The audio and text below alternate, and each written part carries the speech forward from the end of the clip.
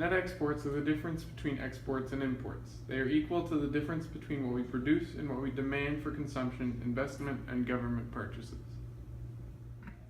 So this graph represents saving and investment in a small open economy. In a closed economy, real interest rates adjust to equilibrate saving and investment. In a small open economy, the interest rate is determined in world financial markets. The difference between saving and investment determines the trade balance. Here there is a trade surplus because of the world interest rate, saving exceeds investment. In our next graph, we have a fiscal expansion at home in a small open economy.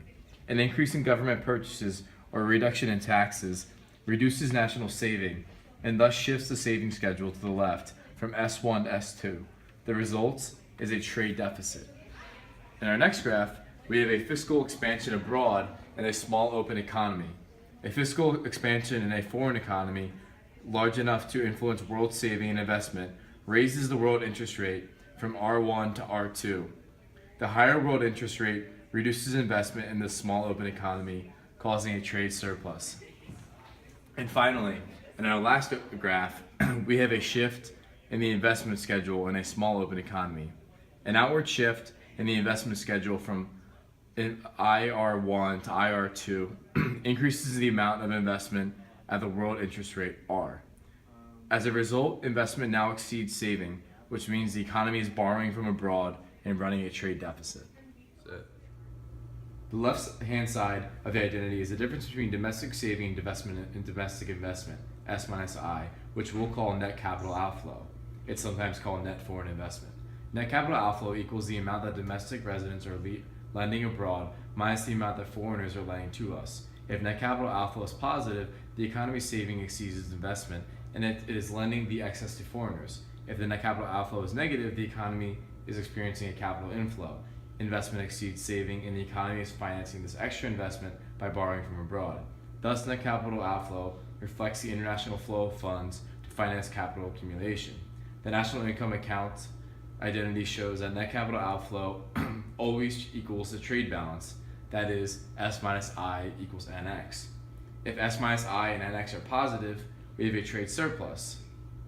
In this case, we are net lenders in world financial markets, and we are exporting more goods than we are importing. If S minus I and NX are negative, we have a trade deficit. In this case, we are net borrowers in world financial markets, and we are importing more goods than we are exporting. If S minus I and NX are exactly zero, we are said to have balanced trade because the value of imports equals the value of exports. The figure shows the relationship between the real exchange rate and net exports. The lower the real exchange rate, the less expensive are domestic goods relative to foreign goods, and thus the greater are our net exports. Note that a portion of horizontal axis measures negative values of NX because imports can exceed exports, net exports can be less than zero. The real exchange rate is determined by the intersection of the vertical line representing savings minus investment and the downward sloping net export schedule. At this intersection, the quantity of dollars supplied for the flow of capital abroad equals the quantity of dollars demanded for the net export of goods and services. Expansionary fiscal policy at home, such as an increase in government purchases or a cut in taxes, reduces national saving. The fall in saving reduces the supply of dollars to be exchanged into foreign currency from S1 minus I to S2 minus I. This shift raises the equilibrium real exchange rate from epsilon 1 to epsilon 2. Expansionary fiscal policy abroad reduces world saving and raises the world interest rate from R star 1 to R star 2. This increase in the world interest rate reduces investment at home, which in turn raises the supply of dollars to be exchanged into foreign currencies. As a result, the equilibrium real exchange rate falls from epsilon 1 to epsilon 2. An increase in investment demand raises the quantity of domestic investment from I1 to I2. As a result, the supply of dollars to be exchanged into foreign currencies falls from S minus I1 to S minus I2. The fall in supply raises the equilibrium real exchange rate from epsilon 1 to epsilon 2. A protectionist trade policy, such as a ban on imported cars, shifts the net export schedule from NX epsilon 1 to NX epsilon 2, which raises the real exchange rate from epsilon 1 to epsilon 2. Notice that, despite the shift in the net export schedule, the equilibrium level of net exports is unchanged. The nominal exchange rate is the rate at which people trade the currency of one country for another currency of another country. The exchange rate is the rate at which people trade the goods produced by the two countries. The real exchange rate equals the nominal exchange rate multiplied by the ratio of the price levels in the two countries. The highest curve is derived from the net export schedule and the Keynesian cross. Panel A shows the net export schedule. An increase in the exchange rate from epsilon 1 to epsilon 2 lowers net exports from net exports 1 to net exports 2. Panel B shows the Keynesian cross.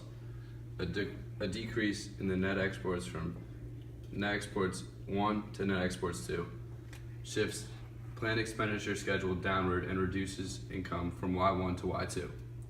Panel C shows the IS curve, summarizing this relationship between the exchange rate and income. The higher the exchange rate, the lower the level of income.